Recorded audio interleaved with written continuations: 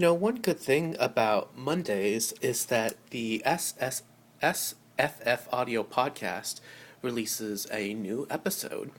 That's a podcast in which the participants talk about books, usually science fiction books, as one can tell from the title. So right now I'm listening to a 2.5 hour talk about the second book of the original Dune novel. So it's Paul Muad'Dib in the desert, doing desert things and all of that stuff. So that's going to be a really great discussion. I've just listened to the very beginning of it. But while I'm up and taking a break, I want to talk about something which has nothing to do with Arrakis, Desert Planet. It is Peter Parker. Over the last couple of days, there have been a great deal of discussion of Peter Parker on the interwebs. A new trailer for the new Sony film has come out, and there's been some discussion on how the adult version of Peter Parker has been depicted.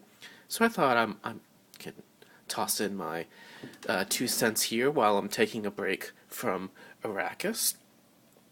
No, I'm certainly no expert on Spider-Man or Peter Parker. I haven't even seen the last couple of Spider-Man films, so what do I know? I don't know anything at all. But I'm still going to give a few thoughts. Let's just assume for the moment that the writers really don't know what to do with adult Peter Parker. And that may not be true. Maybe they know exactly what they're doing. Well, it occurs to me that a way to think about Peter Parker is to contrast him with a different, similar character. We all kind of have a vague idea of how he should have been in his youth. He should be a nerdy teenager. We have an idea about his relationship with Uncle Ben and Aunt May, and his eventual relationship with the girl next door, Mary Jane. Where things break apart is, what do we do with him as he becomes an adult? Maybe there's some consensus about his college years, but after that, what do we do? Well, many people think that the Marvel version of him in the comics is he grows up to be an adult clown, which is a very strange alter ego for a superhero to have.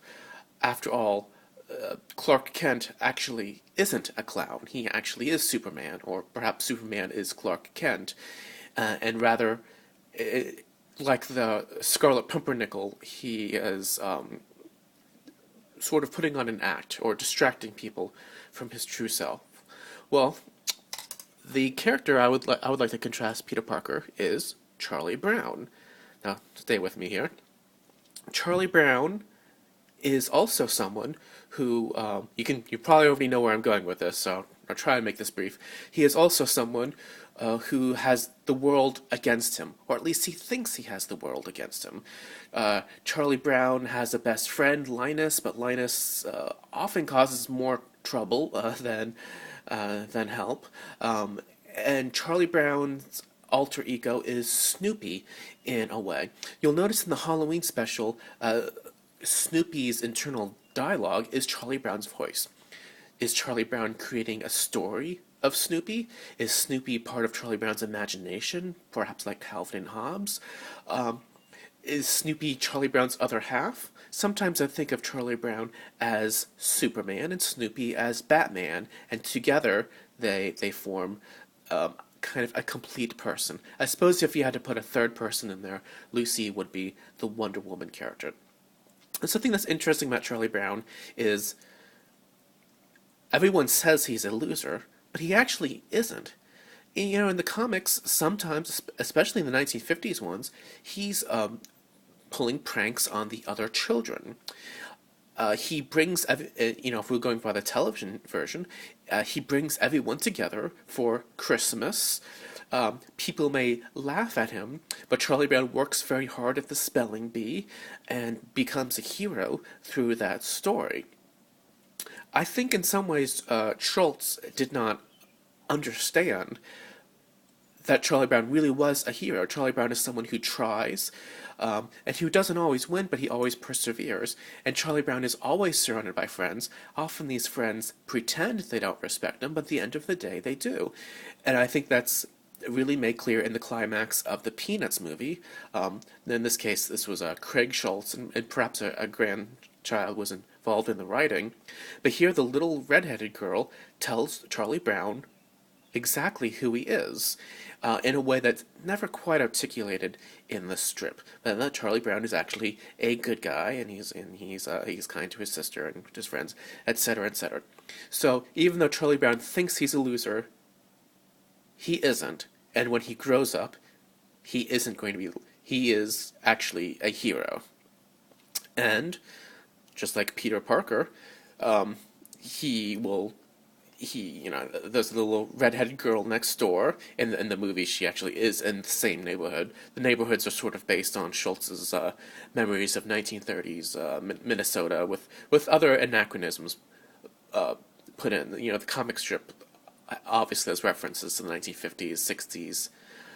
Yes, I think the strip basically kind of goes to the 80s and then sort of becomes a little timeless. That's a different story. But the point is, Charlie Brown will not grow up to be a loser. And I think it's the same thing with Peter Parker. Peter Parker is on the same trajectory. Here we see images of Peter Parker grown up, and these are done by different artists at different time periods. I guess we can kind of... But, Peter Parker and Mary Jane were certainly married in the 1980s and 1990s continuity. Now, I know in some versions they do have a child later on, and, these are different versions of their being grown up.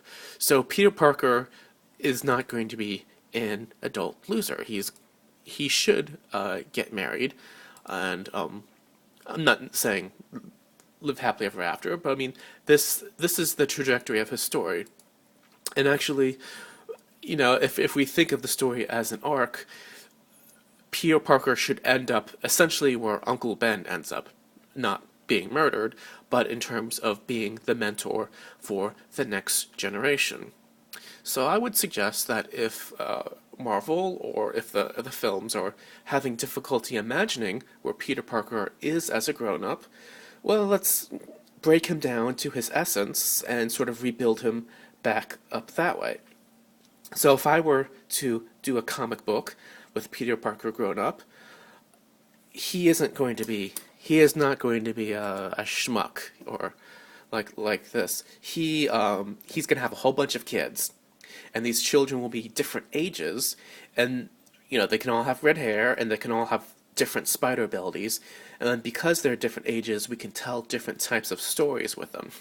So, you can have an older son who's in college, and his stories can kind of be of the struggling student, so, you can tell that type of story. And then you can have some teenage kids, and, maybe they have to have part-time jobs, and they have to have hidden identity, and, they have to help support their brothers and sisters, because they got all these kids in the family. And then you can have little spider kids going all the way down, and that's it for a different type of story. The little ones are still learning their powers, and Peter Parker has transitioned into being the Uncle Ben role. And personally, I think if you're going to do a spider family type story, I think it would be kind of funny, if Peter Parker and Mary Jane had like 15 kids, and they're all different ages and different abilities, and if you want to do the story where Peter Parker has no money, well, that makes perfect sense because they have too many kids. And some kids have to have part-time jobs early, and some of them are in the Spider Boy Scouts and school problems, and there are all of these possibilities. But the main point is, we know where Peter Parker's character is going, and if I'm reading this facial expression right, it's not in this direction.